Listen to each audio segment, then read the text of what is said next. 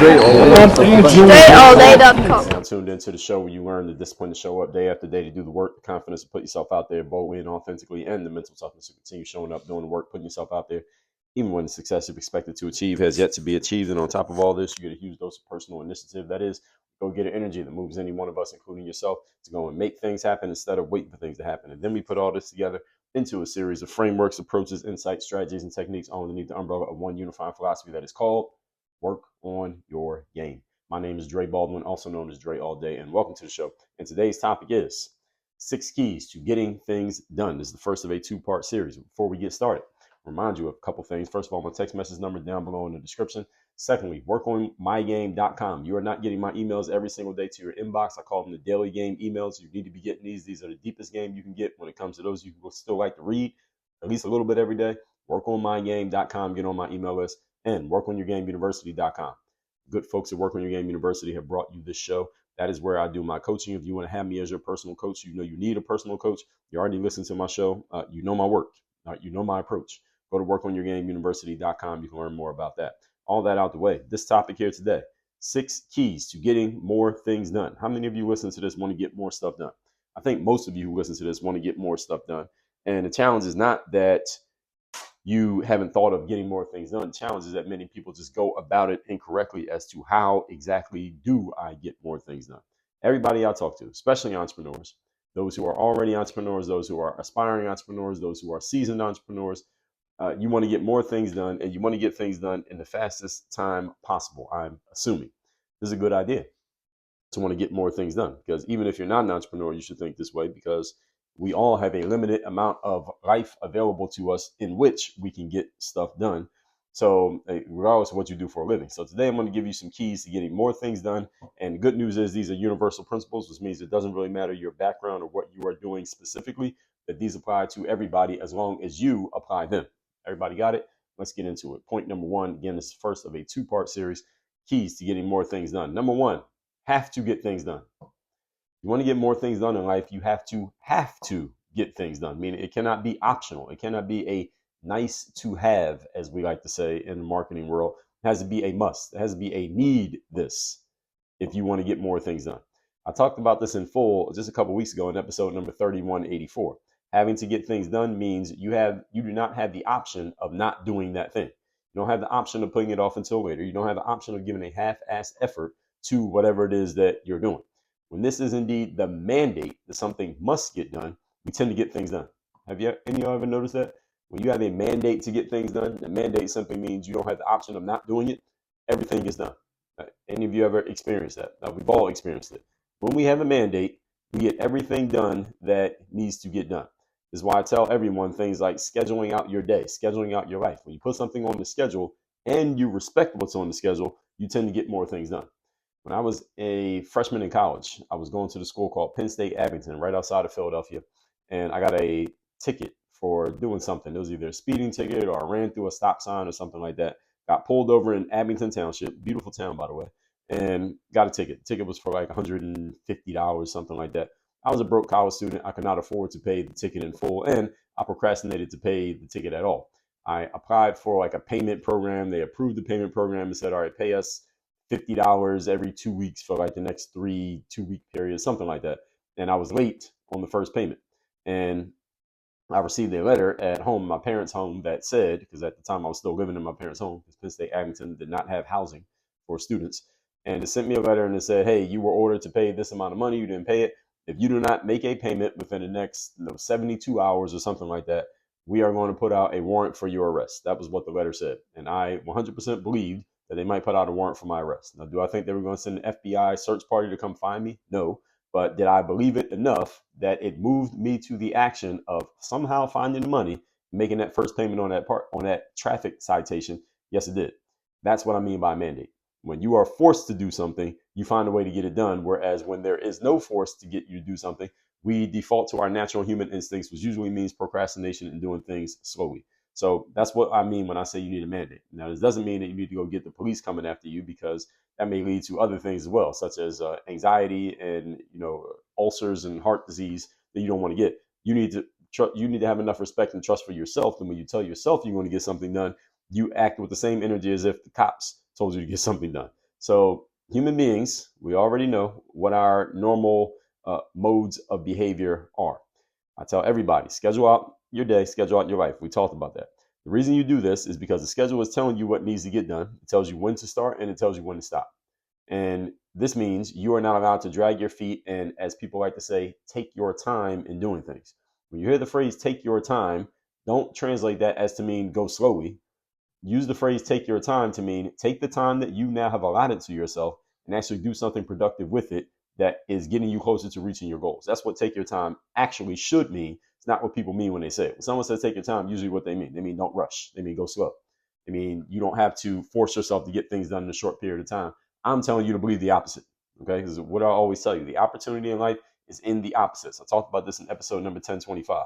So you no longer will have the luxury when there is something else pending. When there is something else pending after action number one, you got action number 2, 3, 4, 5 all lined up, all need to get done within a certain time frame. So you can't drag your feet on action number 4 because you got to get action number 5 done.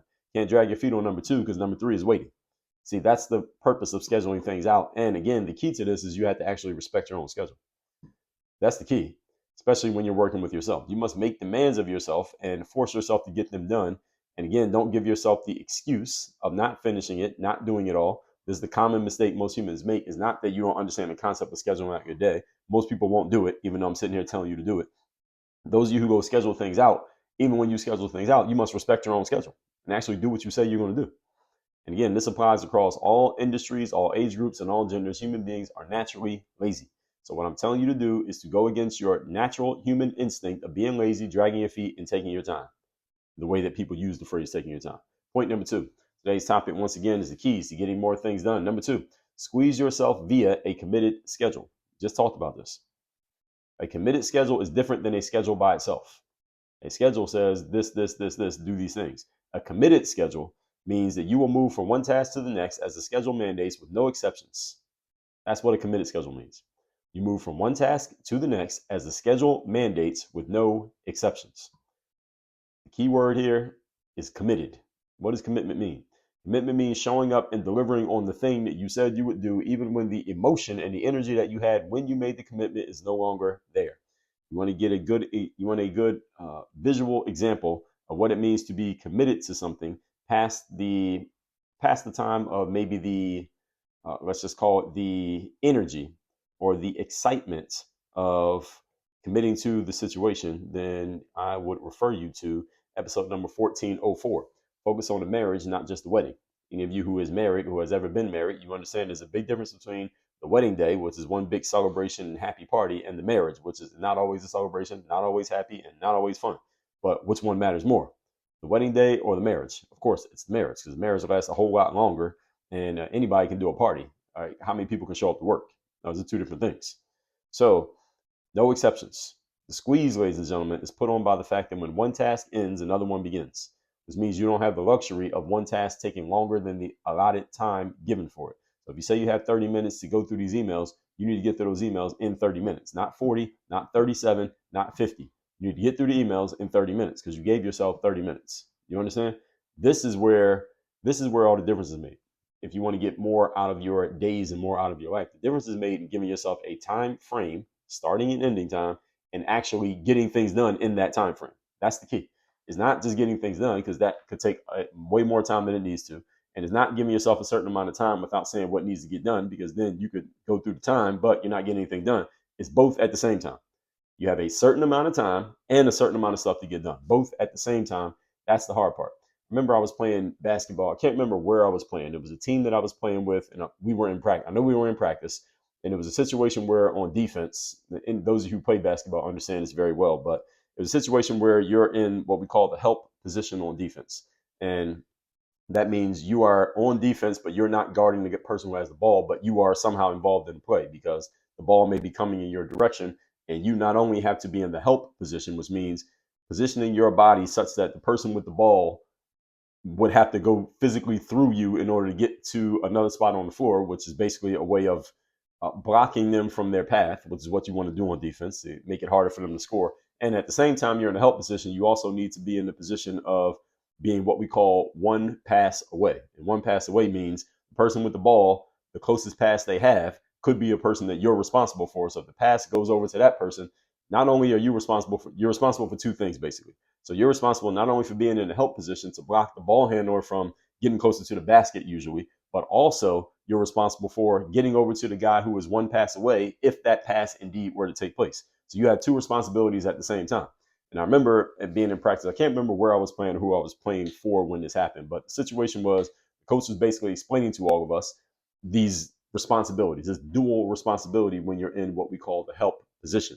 And it's a tough challenge to be in this position because you had to not only be in one spot, but also the other spot immediately if that ball gets there. Any of you who's ever played or watched basketball, you should understand something. The ball moves faster than a human can move. So the pass, for me to pass the ball from where I'm at to one of my teammates, the ball gets there faster than a human being can get from in front of me to in front of that guy. So when you have this responsibility, it's like two things you have to do that seem physically impossible.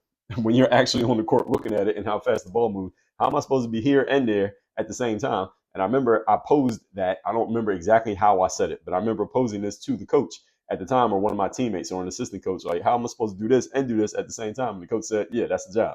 That's it. And that's why this is hard. And that's why everybody can't play basketball. And this is the point. I'm giving you that metaphor to help you all understand. This is what I'm telling you. Yes, it's not easy. Yes, this seems very difficult. Yes, it is daunting and challenging. But if you want to be on the court playing basketball, metaphorically speaking, this is how you got to play.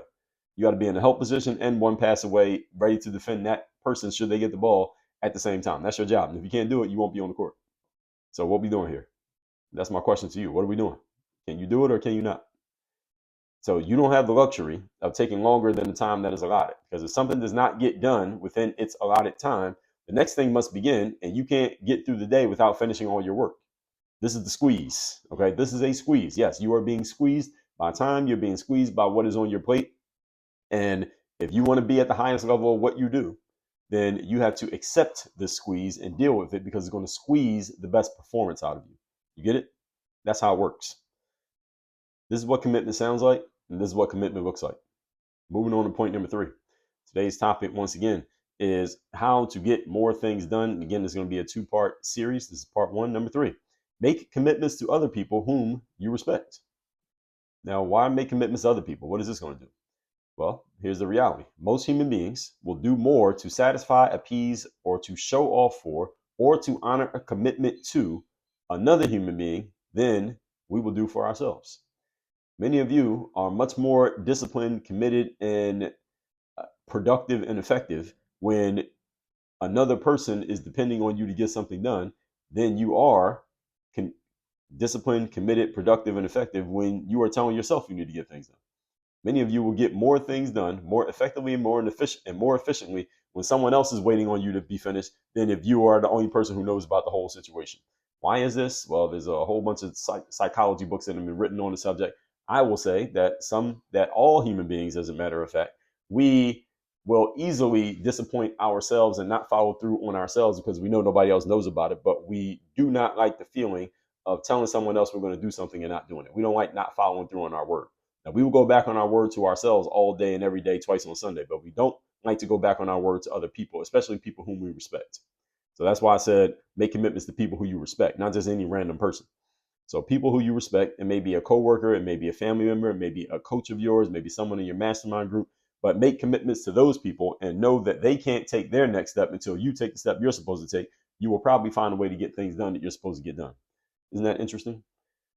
And again, you want to read psychology books on why that's true, you can go ahead and read those books. But I would suggest you just understand that it is true. Think about your own life, and you'll see many times it has been true, and then just use it. All right? Use your own human nature to work with you rather than working against you.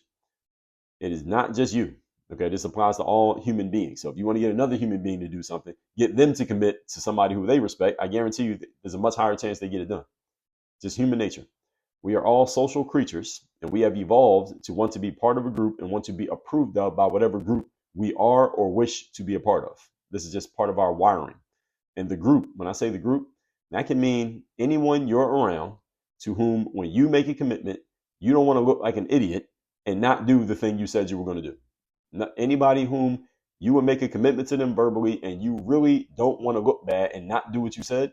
Whoever those people are, those are people you want to make commitments to because they're going to hold you accountable. Whether they would actually say something like, hey, Mike, hey, Lisa, you said you're going to do ABC. in that way, or they're holding you accountable just by their very presence because of the way that you look at that person. So if you look at them in such a way that you don't want them to ever think badly of you, then you make a commitment to them so that you know that they know you said you were going to do that thing, and you don't want to lose the respect of that person. Therefore, you basically have used them as a proxy to force yourself to do the shit that you otherwise weren't doing. See how that works? So let's say it's one of your children. You got a child who's 10 years old, and you tell your child you're going to do ABC. Whatever that thing is you told your kid you were going to do.